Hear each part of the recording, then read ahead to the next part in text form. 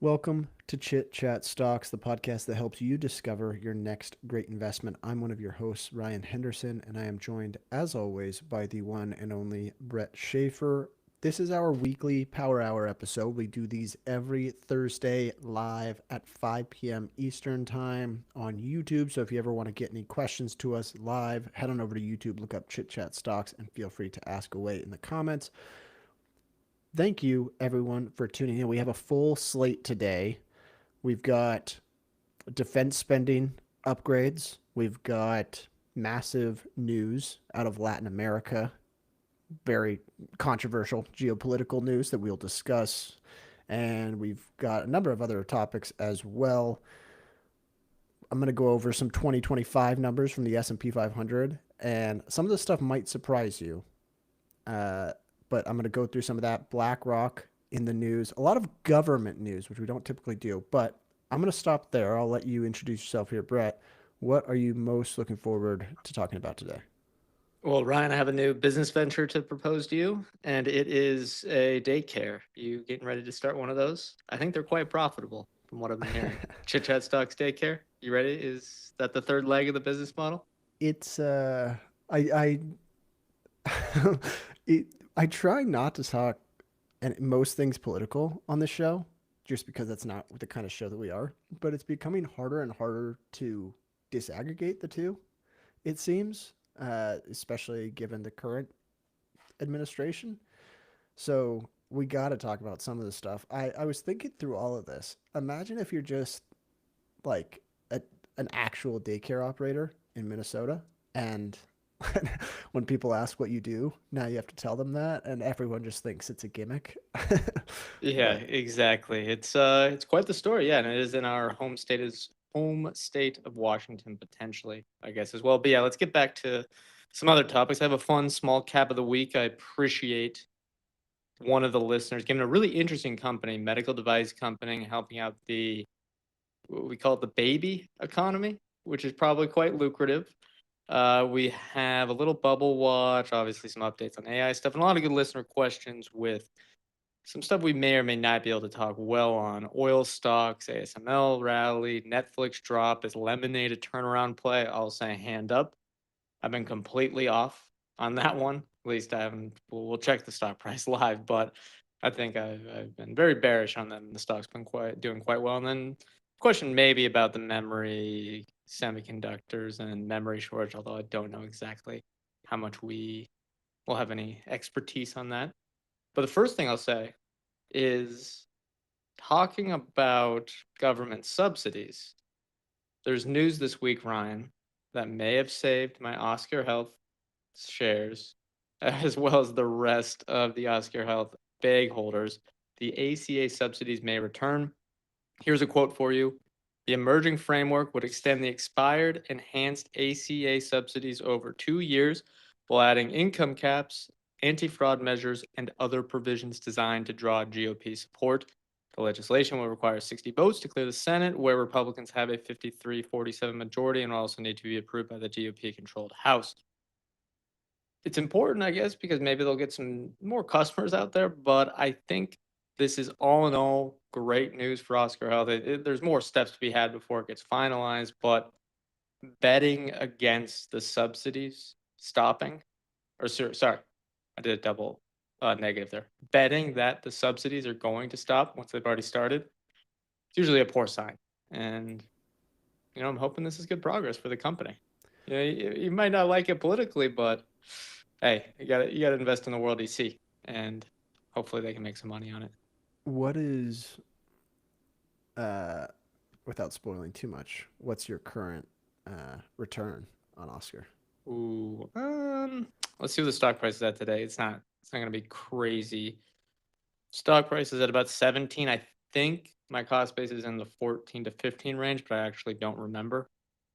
Maybe that's good or bad, but it's been all right. It's been kind of a wild ride. It goes up to 20, back down to 15, up to 20, basically on any news surrounding the healthcare stuff, which has just been either we're getting rid of all government spending, or we're going to add on all these ACA subsidies. It's been a whole mess, but I think overall, you know, Oscar Health will do just fine. We have a question here in the chat, Ryan, that can probably lead off the elephant in the room, the Venezuela discussion. Question here from Tyler. Welcome back in 2026, Tyler. Any thoughts on South America and Mexican investments given the situation in Venezuela? I'll let you go first, Ryan. Yeah, so any takes that I have are going to be stolen probably from our Latin American correspondent, Ian Bezek. But it seems like, well, generally speaking, there aren't a lot of Venezuelan companies that American investors can invest in directly. So there's, it's not like all of a sudden the floodgates have opened, go find every undervalued security in Venezuela type of thing. However, there are a lot of businesses that are American businesses, Latin American businesses that have historically done a lot of business in Venezuela. So some of the ones I'm thinking of are like Colgate. That was called out by Ian Bezek as well. Apparently, they have a huge market share in in Venezuela and other Latin American economies. Mercado Libre, I believe, around 20% of their revenue came from Venezuela prior. That was in, I think, around 2013, 2014. And obviously, it was a much smaller revenue base than they have today. And then there's the potential knock on effects of local economies around Venezuela as well. So this is something that I hadn't really considered, but once again, shout out to Ian Bezek because he kind of raised awareness to this. There's been sort of a big refugee crisis uh, from Venezuelan citizens pouring out of Venezuela to other countries, Colombia, Chile, Argentina. I believe, as Oh well, yeah, all Argentina. Brazil. Yeah, basically every country. And it's put a bit of a strain on the resources for those countries. That was something that was talked about was basically now keep in mind a lot of this is uncertain. There might still be we don't know what the government's going to look like in Venezuela a year from now. But in a world where the Venezuelan economy starts opening back up again, you see companies coming into Venezuela and reinvesting a lot of money there and citizens pouring back in. I think you can see you're probably going to see a benefit at a lot of the airports. You'll probably see a benefit for commerce generally. I think Mercado Libre would be a beneficiary, and you'll probably see benefits for the local economies. Local, I mean other countries around there: Brazil, Colombia, Argentina. I don't know what companies will be direct beneficiaries of that necessarily, but I'll leave it open to you. I haven't taken any action or No, invested no, at yeah. all since the news dropped. Yeah, we're a long ways from them having their leader ousted to having a Javier Milei in their country with a democratic election. There's a lot of progress to be made. I mean, we don't even need to get through all the geopolitical stuff where they have militias and terrorist groups and everything. But I think the airport one is probably one of the first beneficiaries because you're going to see if people have to travel to and from the country to start building up a capitalist economy. And then second, yes, the clear winners will probably be the same winners of every other country that are the multinationals in South America. Speaking of New Bank, Mercado Libre, if you can get 50 more potential customers in a country with a stable economy, yeah, that's growing your addressable market. But how many years are we going to have until that happens? I'm not so sure the 10% bump in Mercado Libre's share price was really warranted. Maybe the stock is undervalued anyways, but when are they going to re-enter the market in a meaningful way? When is the economy going to actually recover? And is it actually going to be successful? That seems like a pretty low likelihood if we're going to be speaking frankly here. But on maybe the oil front, there's some potential benefits here. I'm not sure. It's kind of, I think for me, an example of how the oil market is an absolute crapshoot. And one interesting thing I've seen a lot of, and again, I'm stealing this from people, but a lot of smart people said is that when you look at the United States oil production, it actually doesn't. And I always forget there's light, sweet, and heavy, and sour, whatever. all the different types of crude oil. But the stuff that the fracking and the Texas and North Dakota basins are producing is actually not useful for the Gulf Coast refineries. The Gulf Coast refineries are made for Venezuelan type oil. So that could benefit those companies, which I think are Valero, ConocoPhillips, stuff like that. But besides that, you know, is this another step into getting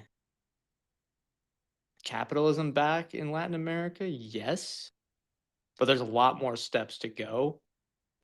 We talked about this with Vizek about what was it in late 2025 about, hey, look, is there a huge trend here where we're getting from this kind of the socialist era of the region to capitalist? And he kind of gave a, yeah, maybe, but let's wait and see. And this is kind of one step in that, but there's many, many other things that need to happen. And hey, look, it's positive, obviously, for business so far, but let's see. Yeah, I can't see how it would be a negative for business or businesses in the area, but the yeah, I don't see many actions I can take here as an investor because I'm not an energy investor to begin with. I think maybe if you have like a very unique view, it's an industry that you know really well, you've spent a lot of time in the oil and gas space, maybe there is some benefits to be had here and some trades you can make that'll be beneficial. I've heard Canadian oil companies, especially in the Calgary area, could potentially be hurt by this, but that's not how I invest. And I was It's just a tough actually, industry to invest in, yeah, anyways. Yeah. I was actually getting, so this news dropped, I think on, must have been Saturday. Yeah, I 7 was, a.m. in my time. It was midnight. It was right in the crack of dawn where you are. wow, I was going to invest in Mercado Libre on Monday, regardless. That was kind of my plan. I wanted to buy Damn. some shares because I actually thought it was a good opportunity, like ignoring Looks pretty all of cheap this here. Yeah, yeah. Venezuelan news. And it was up like 12% when I checked Monday morning, which to me, I just have a hard time buying anything when it's up 12% in a day, honestly. Yeah. But this was, I don't know if it's really warranted. Like, I think it's easy to just say Venezuela was 20% of revenue a decade ago.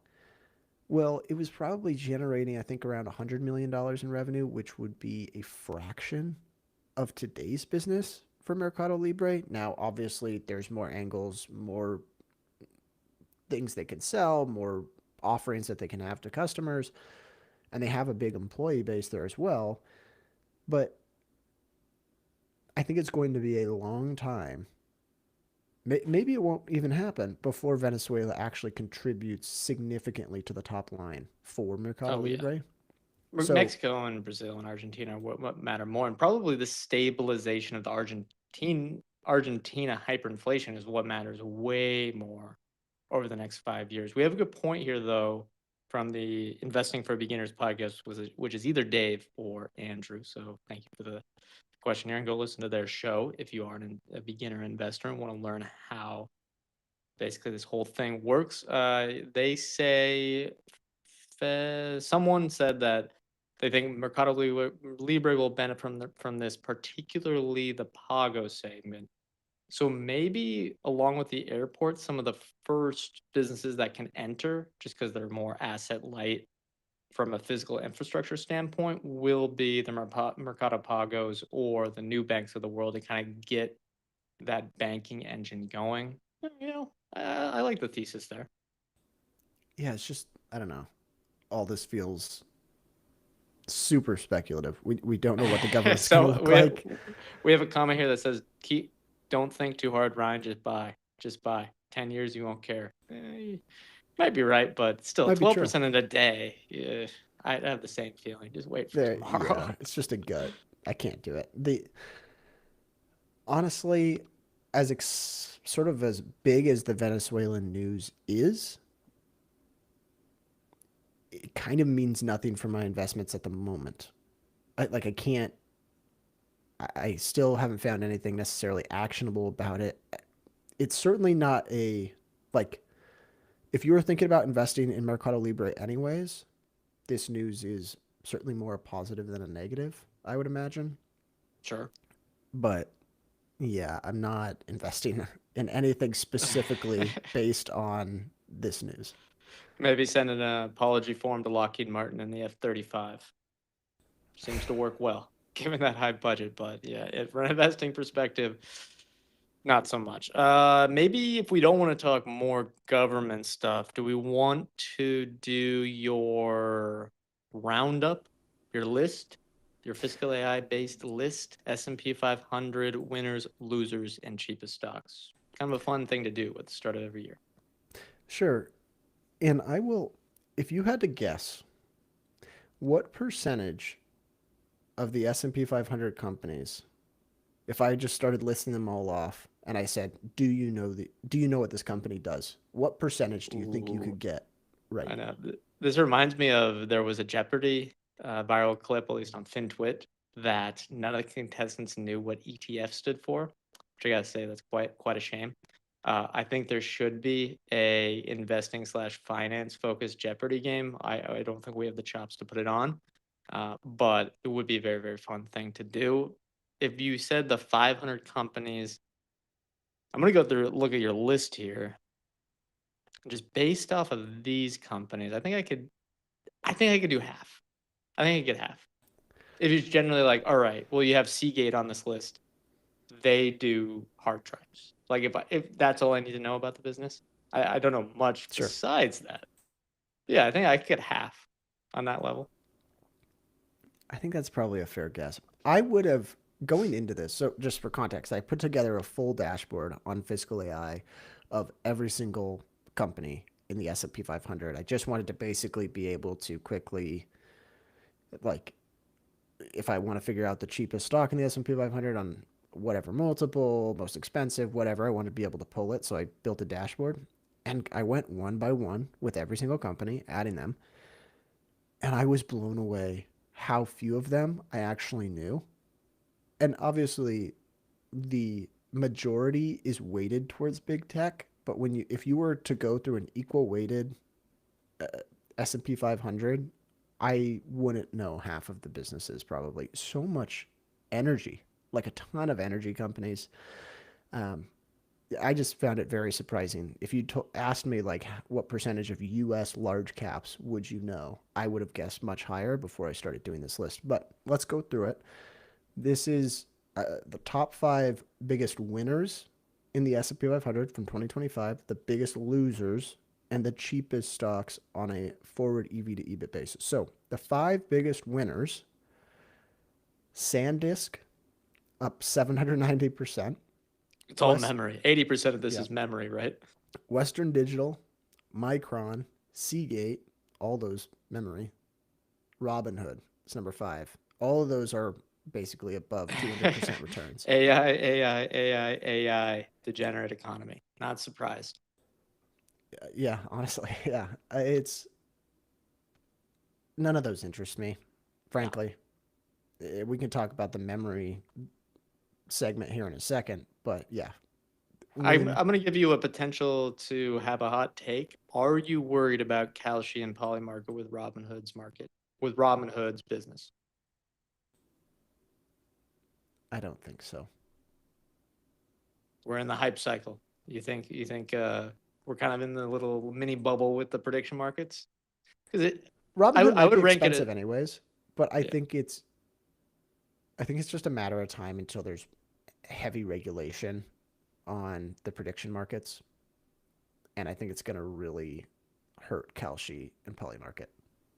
If I had to rank the companies that were at a risk, one, it would definitely be the sports bettors because they're kind of doing the same thing. And it's also the degenerate economy that maybe slowly getting into the mainstream, but anyone our age knows that it's really ruining a lot of young guys' financials, and it should be probably regulated more. Second, and maybe the Robin Hoods of the world, kind of those day trading apps, uh, and then the rest would be the traditional brokers, and I don't think they have any threat to that at all. But I was derailing you. Those are the five biggest winners. Who are the five biggest losers? The five biggest losers are the worst loser was the trade desk. Second biggest was Pfizer, which is probably most known for their Clover point of sales system. Uh, Yeah, they got Clover down here. I was shocked. Mercado Libre and Clover. well, I'm pretty sure their Oh yeah, Argentine that's the business is one of the primary reasons that the stock has collapsed is because because they of were kind of faking the same store or the growth because it was constant currency or yeah, they maybe weren't not constant currency. disclosing Yeah. that it was just primarily due to hyperinflation in Argentina. The third worst was Gartner.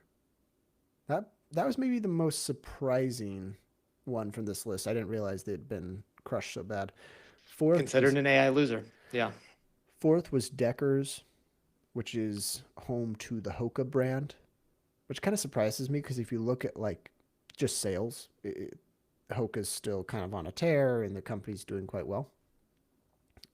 And then fifth was Lululemon. So here's my question to you. Which cohort here, the biggest losers or the biggest winners, do you think will have a better 2026? Well, that's a It's great basic question. it's basically memory versus retail almost. Sort of. The trade desk, did you know it's still trading at a 44 times PE? Yeah, Pretty it's rough. expensive. Pfizer just looks cheap. Gardner is probably it's overrated how much they're going to get hurt, but who knows? This AI stuff could disrupt them. I do think Deckers and Lululemon probably do fine, and I would bet that memory, like it has for the last 30 to 40 years, it always booms and busts, even more in a more extreme manner than the rest of the semiconductor market. So maybe the boom continues in 2026, but I would bet eventually on a bust happening. It's just look at Micron's stock chart. This almost always happens. And it makes sense. Like what are you going to do if if Micron's revenue starts growing triple digits? It doesn't make sense for the stock to stay at the same price. So, like even if you know that a downturn could come, it isn't surprising that you see the memory chips kind of trade in tandem, memory chip businesses trade in tandem and have big years up 300% and big years probably down 30 or 40%. But yeah, I would probably bet on the losers, honestly, here to have better returns on average. The Gartner Gartner's the one that I'm maybe the most interested in, honestly, from this list.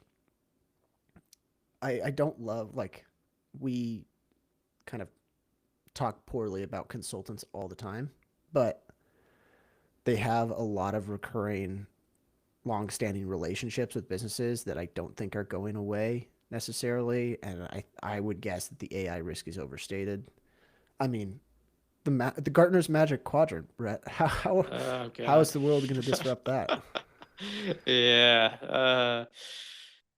It's I kind of don't know. hilarious that they can just like they just basically ranked companies, and now companies are like Yeah, we we're don't need ranked it. number Yeah. one. I don't even know what they do. They deliver. It's kind of they're kind of a meme company. We deliver actionable, objective insights to executives. Well, PE's 21, price to free cash flow 14 and a half. It's all right. 3-year revenue growth 7%, 10-year revenue growth 12%. They've had a little bit of a slowdown here. You're right. We don't love consultants ethically, but it's a good business. Did you see? You probably didn't see this very small piece of news. JP Morgan got rid of all of their the outsourced proxy voting services. I forget what those things are called. ICC, I think, for their asset management. So they're all doing it internally now. That's a good step, you know. Trim the fat, save a little cost. Hmm. Yeah, none of the all the biggest losers and all the biggest winners, neither one interests me.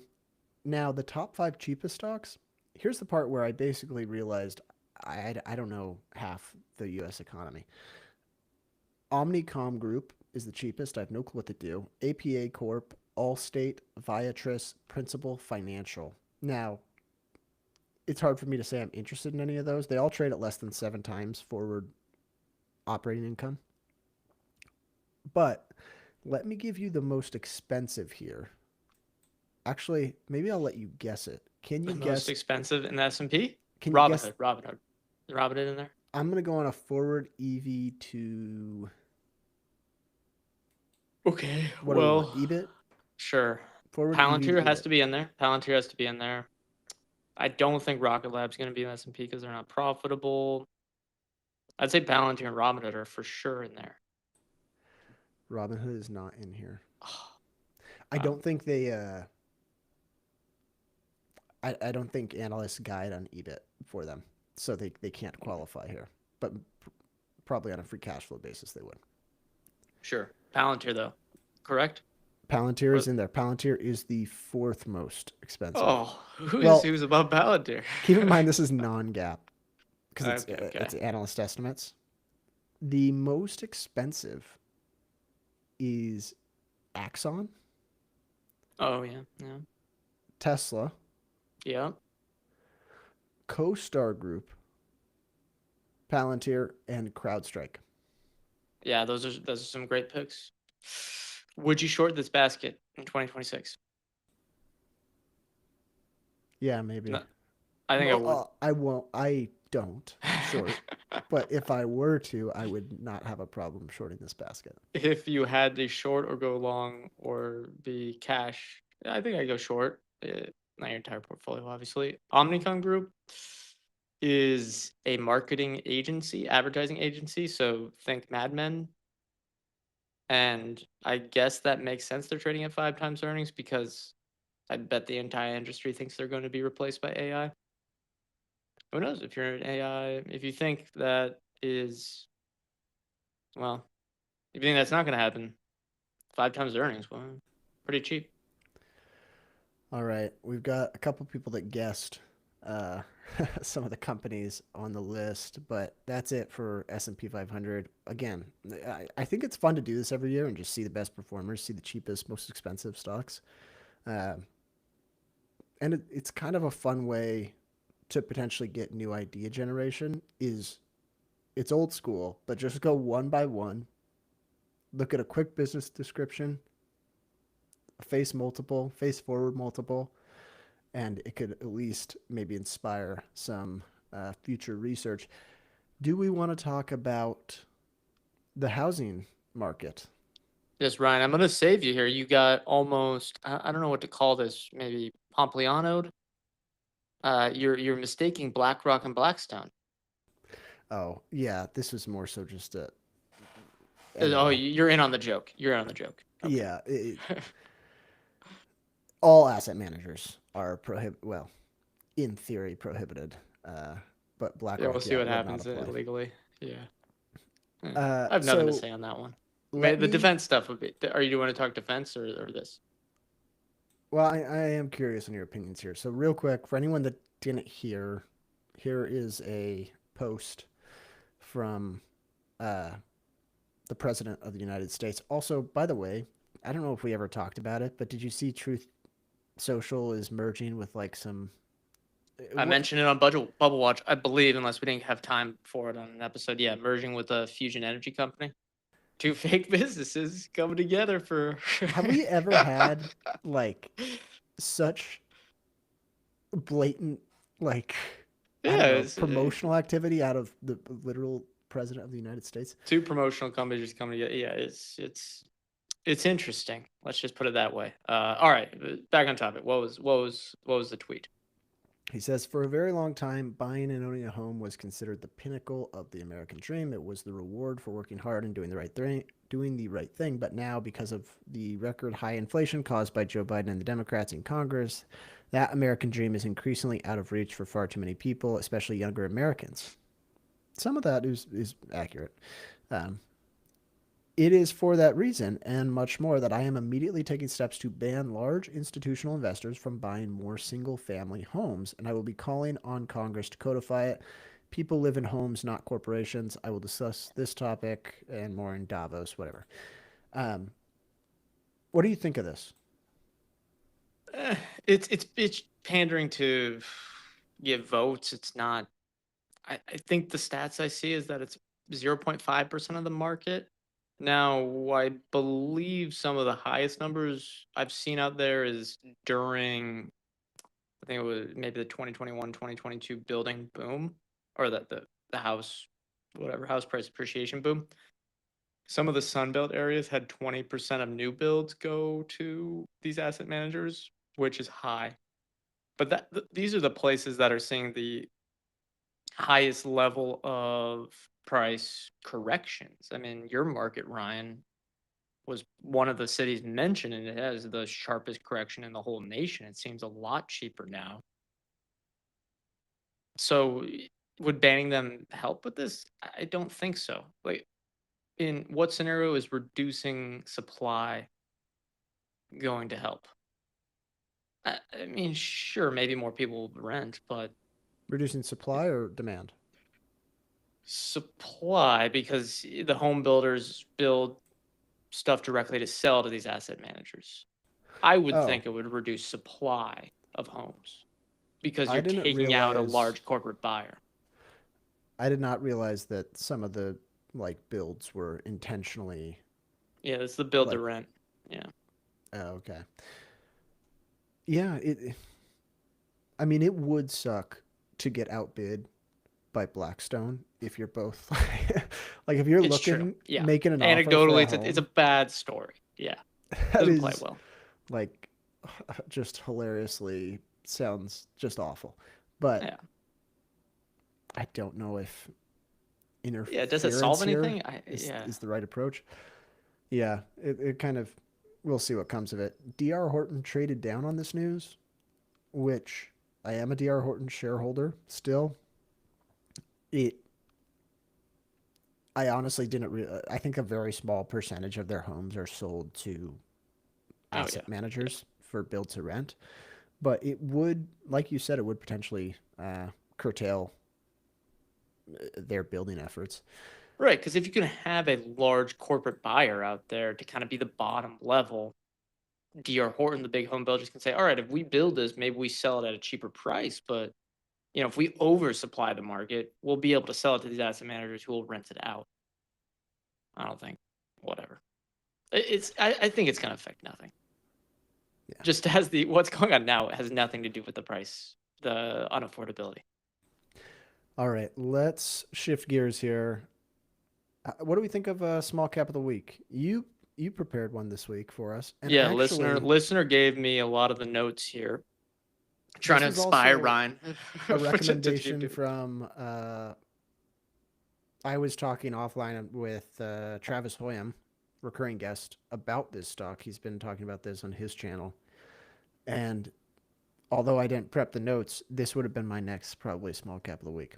All right, all right. A lot of people have interest. It is Owlet. OWLT is the ticker. Here's what a listener said. Sorry to the listener in the subset chat. I don't have your name, but regardless, thank you. And for anyone that wants to contribute to our offline conversations, well, not on the show, but they are online. Uh, Subscribe to the Substack, be part of the free tier. Follow. I think if you follow us on Substack, you can also join. But just join the chat. It's very fun. We have a lot of lively discussions. Here's what they said: "Quote: Small cap of the week, Owlet. They are a small company that makes anklets for babies that monitor their oxygen, heart rate, and other vitals, and sends that information to an app that can be downloaded to monitor a newborn's health while they sleep. Currently, they are the only FDA-approved device of their kind. Parents love their children and want to protect them as much as possible, and the Owlet Dream Sock helps protect their children. If there are any abnormal readings, a notification is sent to the app that will alert the parent to go check on their child." First, I like the pitch, nice little elevator pitch there. And second, it makes complete sense, especially because we just imagine it. You're a family, you're with another family, and they go, "Oh, you don't have the Owlet sock? I couldn't live with, I couldn't, my baby wouldn't survive without it. You have to get him the Owlet sock." Kind of the, what do they say? Not the billionaire next door, but keeping up with the Joneses, oh, they're using this. Is my baby going to be safe if I'm not using this? Kind of that competitive arms race there. If we look at the numbers, revenue growth from 2019 has been choppy, and that's probably because they got their device taken off the market before it was FDA approved. So before it was just a direct D2C offering. Now it's fully FDA approved and they're working in the insurance market. We're not going to talk the details on that. I don't know the full details on that for this episode. But if you're going to research this stock further, this is something you'd want to look into. But since they have been FDA approved, it's doubled. Revenue has doubled in the last 2 years. We have 50% gross margin, negative 11% operating margin, but it is improving. And in the last quarter, their operating margin or operating profit positive, negative last 12-month free cash flow, which is barely, and I'd say it's steadily growing. Stock trades at 4 times gross profit. Probably need to make some assumptions on what you think the operating margin will be, but that's not screamingly cheap on a top line number. They brand themselves as smart infant monitoring. Other news, I guess, they're moving internationally. There's babies all over the world, I guess. They have 85,000 subscribers, which I think is probably to their premium subscription tier. I'm not sure exactly what they're doing. They're also making a telehealth product, which I don't necessarily like because that's an extreme commodity. We've seen none of those businesses actually turn into good ROI.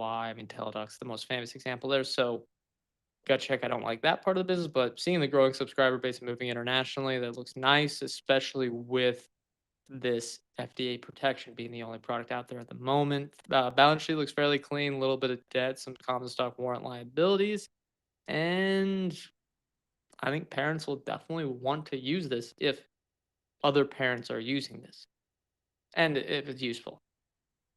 So yeah, pretty interesting, and a lot of good. Yeah. I will say, doing the research for the small cap of the week, a lot of use of the fiscal AI data and charts. Use our link fiscal.ai/chitchat.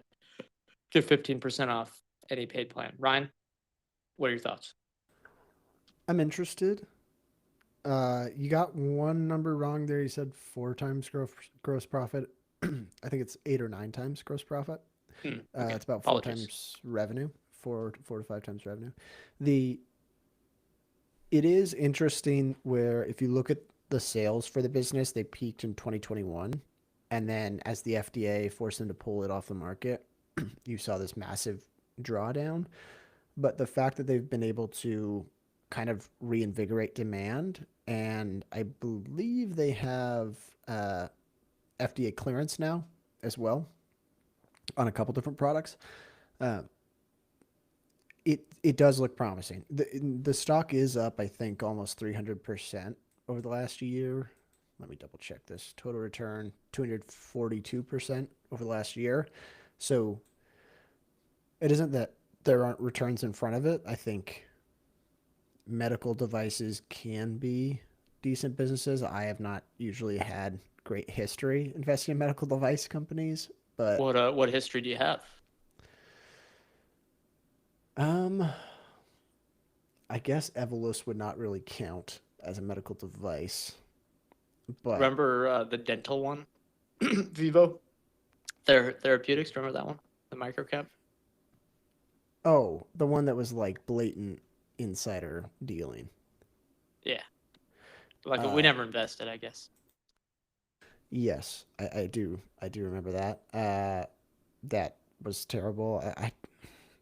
I don't know. I sometimes just worry that it feels like, especially for the baby economy, there's new stuff all the time, and it like what's trendy with kids and monitoring babies seems to constantly change. But I don't know. I honestly haven't paid a whole bunch of attention to the baby economy. I imagine there is probably some pricing power for people that use your devices because it feels like essential. But The thing with baby stuff is you churn out by definition within a couple of years, and then things seem to get popular and then not popular. yeah, exactly. So that's the one downside of the market. But this Yeah, these company are, looks interesting. yeah, these aren't subscribers for life. That's for sure. Maybe No, they can by move definition, they're towards not. adults. The adult Uh, dream sock. it's New. Whoop for babies. Yeah. Um, we have someone in the comments says, "Have we officially locked in the picks for the 2026 stock competition?" We have. I think we had it in between 40 and 50. So it's going to be a tight race. I have Ryan and I there as well. I think I put down, because I had to pick between one of our, we had multiple on our show. I believe I gave myself, this was before the Venezuela. I believe I gave myself Mercado Libre. So good start. Good start there. I did pick that before the news. So it's been a good start. But I forget what I gave you, Ryan. I think it was either Adobe or someone else. The SaaS apocalypse is back. So you gave me.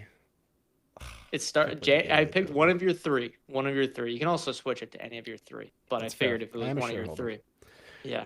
But yeah, 40 to 50 on there. Ryan and I have, I guess, through 2026 to decide what the prize is going to be.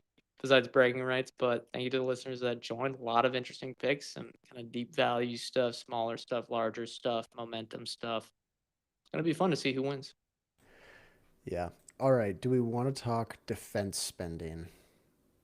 Let's We're going to do do it. a Well, whole episode on this, by the way. Tease there. There will be a full episode for defense spending, but we have two pieces of news this let's go through week. the news. All right. Do you want to do another another tweet? A lot of tweets this week, or truths. And then we can talk the budget proposal as well.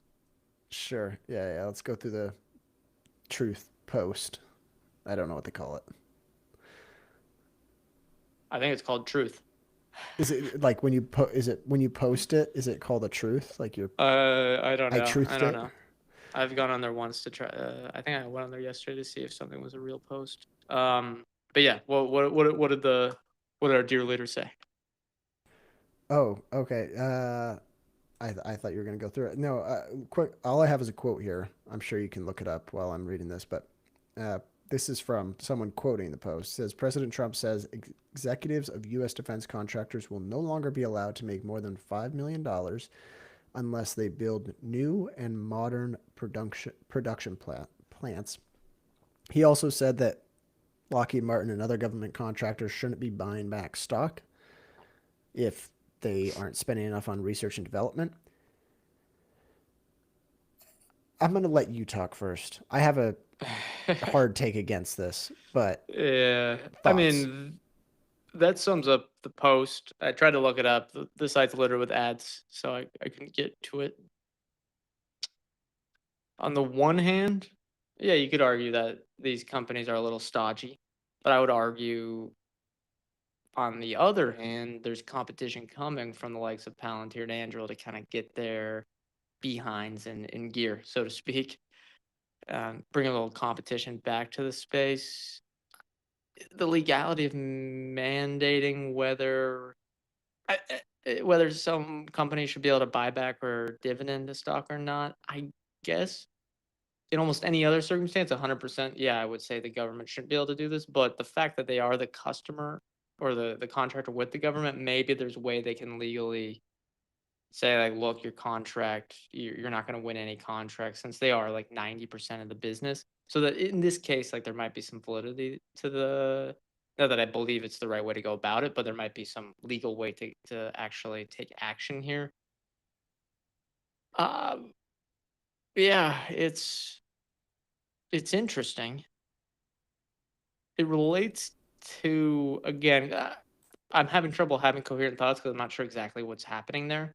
But one thing that is clear is that at the same time, they're throwing out the first number for the 2027 defense budget, which is next year, as $1.5 trillion. Now, it's not locked in yet, but that would be up $500 billion in a single year.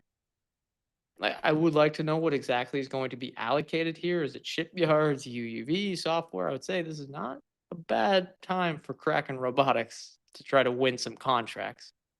But I feel like for the companies that can reinvest with a good ROIC, it's a good time for that. Yeah. The funny part here is that a lot of these contractors operate on a cost plus model, so or at least Yeah. a portion of their business. So if you're like you need to be increasing spending, it's basically the government increasing spending because they're just billing you for the costs plus I think a certain margin. So maybe that's why the budget needs to go up. Is they walked right into that one. The, I get what you're saying. Where if they have a contract to be the exclusive provider of a certain product, and And they're like wasting money on it or something. Yeah. and they are paying themselves out big sums, or you feel like you're not getting the level of innovation that you want, it High makes executive sense. salaries. Yeah. But you can try to just go to someone else, maybe. I don't know. But this is one of those weird, almost pseudo nationalized businesses where it's like Lockheed Martin and other defense contractors are obviously their own independent companies. But when your biggest customer is the US government and it takes significant clearance in order for anyone to actually compete with you, like if people can't really compete with you, I don't think it's so wrong that the government has a big say in what your unit economics are allowed to be. Yeah, that's fair. But let's not get too crazy about it. But on the other hand, that's different from capital returns True. because that's the opposite side of the equation. Like if True. you say, "Hey, look, you got to invest in R&D and what have you." I did a little in just on Lockheed Martin. I'm sure the other ones are similar. I believe if you and some of the R&D might be messy, but their average R&D versus average spend on buybacks and dividends, I think they spent 5 times as much on buybacks and dividends versus R&D over the last on average over the last 5 years. So there might be a case there that some of these large defense contractors are underinvesting. I think they what I saw was Lockheed does like 70 billion in revenue and does only a 1.5 billion in R&D, which felt a little low to me. But hey, they're getting the performance they're getting. I mean, I feels like their yeah. capabilities are quite strong at the moment. I thought their I thought reactions to all this was kind of funny where initially he's like President Trump said like we're going to prohibit them from buying back stock, and investors were like, "Whoa, that's ridiculous," and we're not going to let the executives get paid more than 5 million. Yeah, all Investors like, right. well, okay, well now we're getting somewhere. And then the defense budget's $1.5 trillion. Oh, okay. Huh, Okay, that's so not I too guess this bad. is all good news. All right. Yeah, I think it's gonna wash out positive. As a little tease for our episode, it's gonna wash out positive for the defense industry. They're gonna let them eventually. Okay, look, just maybe just the cash piles up in your balance sheet. Eventually, be able to special dividend it. This is it's not gonna be a concern. Um, But yeah, I think that'll be a fun episode, especially looking at some of the smaller players in the space, the Kraken robotic types, looking for the next Palantir, right? Although that one obviously is a little overvalued today. Yeah. But I think that's really it on it. It's confusing given that the chaos coming out of the government. But maybe we can get some of the listener suggestions. What stands out to you, Questions Ryan? from the Substack chat. Yeah, ASML rally. Have you seen them? They're hitting an all-time high. Yeah, and it was all from one analyst upgrade. Like it all Dang. stemmed from one analyst upgrade, which made that shocked me. The It, power of someone in their 20s just putting out a little research note. It's wild. it is. It's a massive moat. I know that's. I'm not charting new territory there when I say that, but you're going to get lumpy revenue growth. It kind of to me feels like, and maybe I'm wrong for thinking this, and maybe this is like a flaw in my investment approach, but it feels like the cat's out of the bag with ASML. Like it's when everyone is considering when you go and you rank moats and you see investors rank the widest moats in the world and the companies that are at the top, the cat is obviously out of the bag. That it's a Ryan, massive moat. let me give you a little pushback here. 2025, you could buy twice. 2 points in 2025, you could buy them at an EV to EBIT of 20. We're now at 36, unfortunately, but A hey, trailing, on trailing. really. I'm using good old fiscal AI right now. Hmm. Well, shame on me, but it just I don't know. 30, Well, right now, yes. 30 I mean, plus. 36 times earnings, they're not an aggressive grower. Eh. Let me put it this way. Do you think they get above 15% annual earnings per share growth over the next decade? That's a good question. I think it could be around that. It could be around 15. Yeah. I would comfortably say 10 to 12%. But the thing of what gets people excited about this business is what also gets people excited about the Ferraris and the Hermeses of the world is it feels very predictable. Eh, True.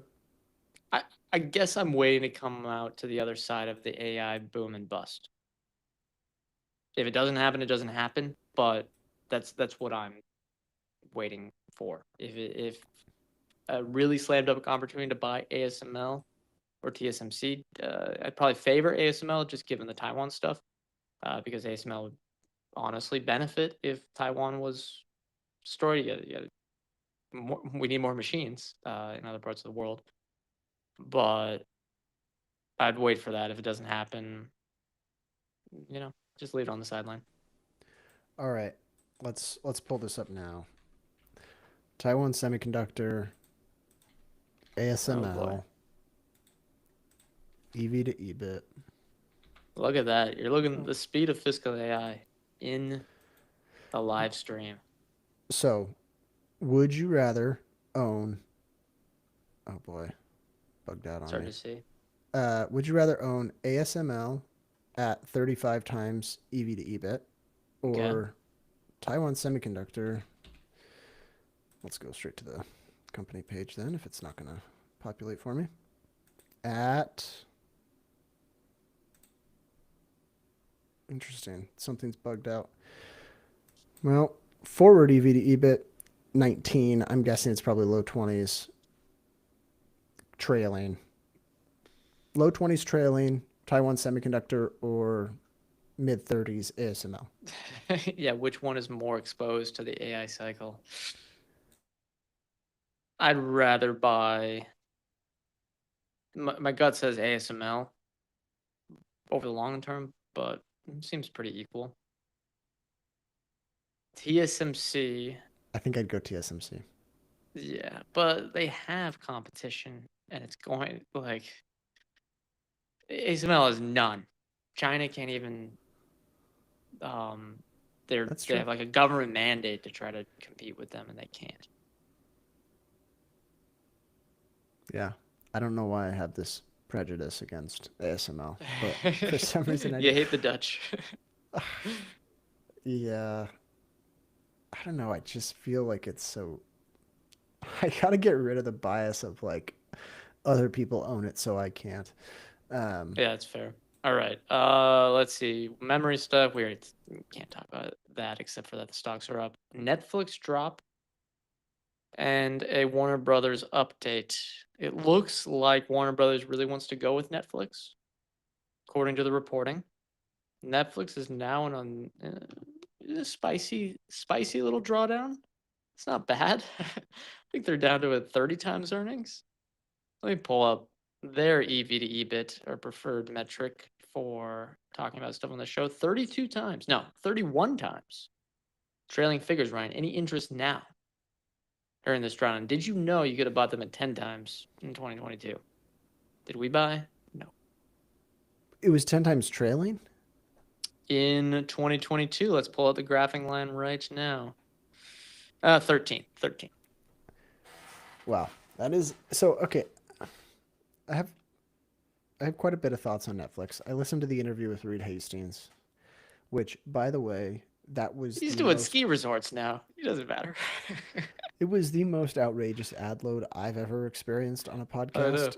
I That's a was pitch for ours. Yeah. Yeah. blown No away. pre rolls for us. Yeah, yeah, and then he introduced mid rolls too. For I guess that was new. Anyways, I do like Netflix. I think they're in a fantastic position to probably continue to increase margins and grow revenue at an above average rate. I think Warner Brothers makes sense under their umbrella. And if they're able to do any sort of bundling with HBO or at least like cross post the content, that's great. It the EV in that EV to EBIT calculation is going to look very different after this deal. That's fair. That's fair. Taking on a lot of debt to do it. And the other thing that I find interesting, and I'm sure Netflix is probably aware of this, but it appears I've been doing quite a lot of streaming on flights and stuff for like watching You've been a shows. traveler. Yeah, you've been a busy traveler back 2 days ago, the home Yeah, base. it appears that Warner Brothers Discovery has been licensing their content to pretty much every platform out there. And I wonder if they juiced earnings and revenue before this by just letting every single platform have their content. Yeah, it could be right. I'm not And I'm I not wonder sure. if I don't follow the space well, but yeah, Netflix. We'll see. I looked up talking about that debt load. I looked up their free cash flow. They're generating 9 billion. So just say maybe they'll be on a 10 billion run rate within the Netflix core business. You add on the cash flow coming in from Warner Brothers Discovery, probably a little bit higher. They'll be able to manage that whatever debt load they take in pretty easily. But you're right. That's going to take away from capital returns for a long while, and that is debt. Yeah, it still doesn't interest me. The stock is coming down, but it is from a very premium valuation. A lot of people keep asking, "Hey, what about this Netflix dip? What about this Netflix dip?" It's not. It doesn't do it for me. no, it's got to come down more. I also thought it was very like from a shareholder's perspective, listening to Reed Hastings made it seem like wow, great, what a great operator. It sounds Everyone like hated him though. it Everyone, sounds so like many. hell on earth to have worked there. Twenty Like percent attrition every 20% year. attrition, I thought it was and 10. do you remember the open compensation policy? Everyone Oh could yeah. see Well, they everyone admitted that was else's. bad. Yeah. What a like. I mean, you were just like bound to have petty Oh yeah. conflicts. Yeah. It got results, but yes, definitely a hard place to work. It's kind of I guess I've used two Mad Men references today. It's what that's what the money is for. Company. It's Would funny that you, they licensed Mad Men and that's what made it popular. But yeah. if you had to buy one company around the streaming sector, Oh, none. Let's look up Disney. Let's look up Disney's valuation right now, right? Disney's Because a that'd no be your go only for other me. choice It's untouchable. I honestly, with it's with honestly, Iger, as long as Iger's around, it's untouchable. the king, the Mad King. Yeah, seriously. It, Oh, let's see. We'll just use EV to EBIT. That seems to be our one of choice for live streams. it's EV the to most EBIT for neutral. Netflix or for Disney is 19. It's all right. Did you know if you invested $10,000 in Is Disney? Disney, It'd be $10,000 right now. it would be, let's see. Come on, work with me, fiscal. 10 years, $10,000 would be 12,000 today. Oh, good. Yeah, they've had a little bit of a comeback. Yeah, Someone says gosh, Comcast. Tyler says Comcast. sure, sure. Nintendo. That would be my bet. No, they don't count. Yeah, they probably don't count. What other ones are there? Paramount, Comcast, Disney, Roku, Netflix. Roku sounds a lot better. Let's look at what forever that in no stock. man's land. Yeah, let's see what their stock price is. I think along with the trade desk, they're probably getting hurt by Amazon's DSP. Well, I don't know. It's a tough space. YouTube's It eating is everything. so competitive. Yeah, YouTube. There you go. If you can own one, Google, I guess. The spinoff there. All right. Do you want to do a little AI bubble watch update?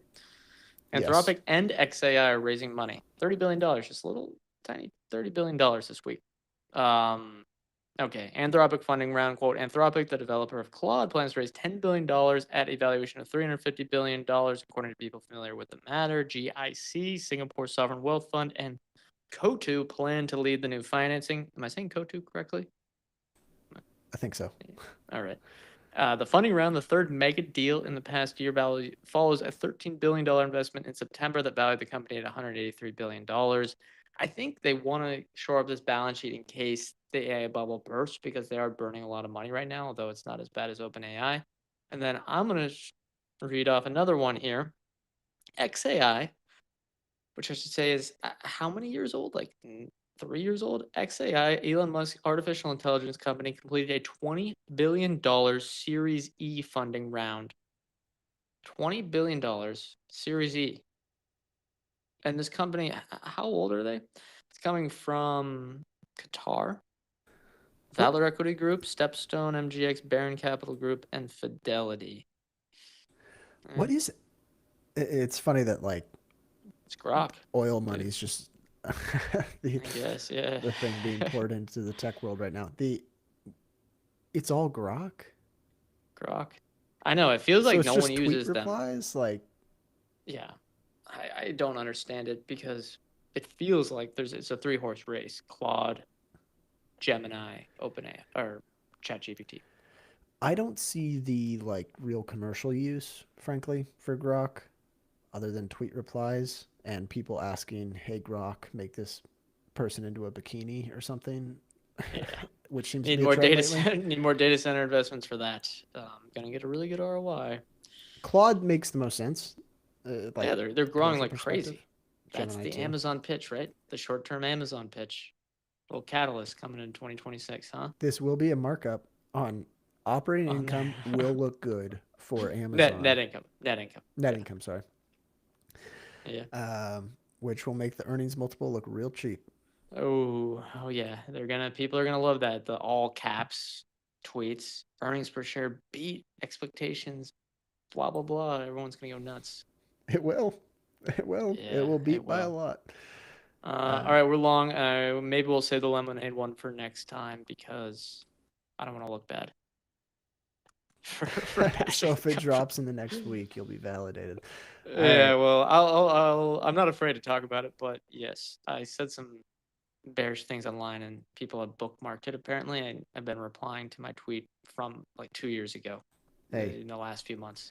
that's Happens to the commitment. best of us. That's commitment to Yeah, uh, let's talk in 2 years. They I finally came know. back around. They call them the lemon apes. That's a good name. It's a good name. It is a good name. All right, I think You know that's what I it. want to do at some point? Top meme stock contenders. Like, if we thought, what companies do we think could get memed? Yeah, that's a fair point. Although right now a lot of companies have been memed, so maybe we have to do it during the bear market if a bear market happens this year. Little drawdown. I feel like the The memes future are meme. most ripe when everything's getting memed. That's true. That's true. Can't do it when the capital flows out. The I don't know. It's maybe we It could be next a power fun hour. power hour segment. I agree. All right. I think that's gonna do it. Thank you everyone for joining. Thank you everyone for joining the live stream. We kicked it off strong in 2026. As a disclosure, we're not a financial advisor. Anything we say on this show is not formal advice or recommendation. Ryan, I, or any podcast guests may hold securities discussed in this podcast, may have held them in the past, and may buy, sell, or hold them in the future. Thank you everyone for tuning in, and we'll see you next week.